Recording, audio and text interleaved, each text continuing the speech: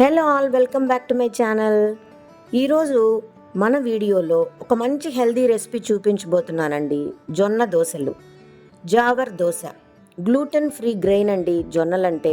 దీనివల్ల డయాబెటీస్ ఉన్నవాళ్ళు, కొలెస్ట్రాల్ ఉన్నవాళ్ళు హ్యాపీగా తీసుకోవచ్చు అనమాట. షుగర్ కంటెంట్స్ని బాగా తగ్గిస్తుంది. సో ఎలా చేయాలో చూద్దాం. మరి ముందుగా ఒక కప్పు జొన్నలు తీసుకున్నాను, హాఫ్ కప్పు ఉద్దిపప్పు తీసుకున్నాను, 1/4 కప్పు అటుకులు తీసుకున్నానండి పోహ, అలాగే ఒక స్పూను ఫెనుగ్రీక్ సీడ్స్ అంటే మెంతులు అన్నమాట. ఇందులో నేను చూపించిన ప్రతి ఒక్క ఇంగ్రీడియంట్కి ఒక్కొక్క ఔషధ గుణం ఉందండి. వీటన్నిటిని కూడా చక్కగా మనము శుభ్రంగా వాటర్తో వాష్ చేసుకోవాలి. పైన ఉన్న ఇసుక లేదా ఏదన్నా డస్ట్ ఉంటే కూడా ఈ వాటర్లో అంతా వంపేసుకోవాలండి. చక్కగా వాష్ చేసేసుకోవాలి. ఆ తర్వాత మంచి ఫ్రెష్ వాటర్ని పోసుకొని దాదాపు ఒక 6 అవర్స్ సోక్ చేసుకోవాలి. మీరు పొద్దునైనా సరే జొన్నలు నానబెట్టుకోవచ్చండి. 6 గంటల పాటు నానబెట్టుకోవాలి. ఈ జొన్నలు గ్లూటెన్ ఫ్రీ అన్నాను కదండి. అంటే ఏంటంటే ఇవి తింటే షుగర్గా మారదనమాట.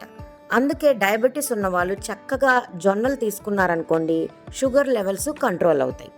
ఇందులో మనం మెంతులు కూడా వేసాం. అది డయాబెటీస్ ఉన్న వాళ్ళకి షుగర్ లెవెల్స్ని కంట్రోల్ చేస్తుంది. కొలెస్ట్రాల్ లెవెల్స్ని కూడా బాగా తగ్గిస్తుందండి జొన్నలు. అలాగే పిల్లలకి, పెద్దలకి బోన్ స్ట్రెంగ్త్ని పెంచుతుంది. అందుకే మనం అప్పుడప్పుడు పిల్లలకి జొన్నలతో చేసిన జొన్న దోశ, జొన్న ఇడ్లీ, జొన్న అన్నం లాంటివి పెడుతుంటే మంచిగా హెల్దీగా తయారవుతారు. సో ఫ్రెండ్స్, చూస్తున్నారు కదా, చక్కగా గ్రైండర్లో వేసి ఈ పప్పుల్ని, జొన్నల్ని మెత్తగా పేస్ట్ లాగా గ్రైండ్ చేసుకోవాలి. ఇందులో మనం తగినంత ఉప్పును కలుపుకోవాలి. చక్కగా కలుపుకొని మూత పెట్టి 8 గంటల పాటు ఫెర్మెంట్ చేసుకోవాలండి. ఫెర్మెంటేషన్ అంటే పులియబెట్టుకోవాలి. 8 గంటల తర్వాత చూస్తే బాగా పిండి ఇలా పొంగి ఉంటుంది. గరిటతో పై లేయర్ని అలా అంటే మనకు ఎయిర్ స్పేసెస్ కనపడతాయన్నమాట. ఇప్పుడు చిటికెడు వంట సోడా వేసుకొని కొంచెం వాటర్ కలుపుకొని ఒక 1/2 స్పూను జీలకర్ర వేసుకున్నారనుకోండి, చాలా టేస్టీగా ఉంటుంది. ఒకసారి మళ్ళీ అంతా కలుపుకొని దోశల పిండిలాగా జారుగా కలుపుకున్నాక దోశలు వేసుకోవాలి. ఎంత క్రిస్పీగా వస్తాయంటే అండి, మీరే చూస్తున్నారు కదా, నేనైతే తిని భలే ఎంజాయ్ చేశానండి. క్రిస్పీ దోశలు ఎంత టేస్టీగా ఉన్నాయో ఈ జొన్న దోశలండి. బరువు తగ్గాలనుకునే వాళ్ళకి ఇది మంచి రెసిపీ అండి. చాలా బాగా వెయిట్ లాస్ అవుతారు. ఎన్ని తిన్నా కూడా బరువు ఎక్కరండి. కాకపోతే నెయ్యి, నూనె అవాయిడ్ చేసేయండి. చక్కగా చూసారా ఎర్రగా ఎలా కాలిందో.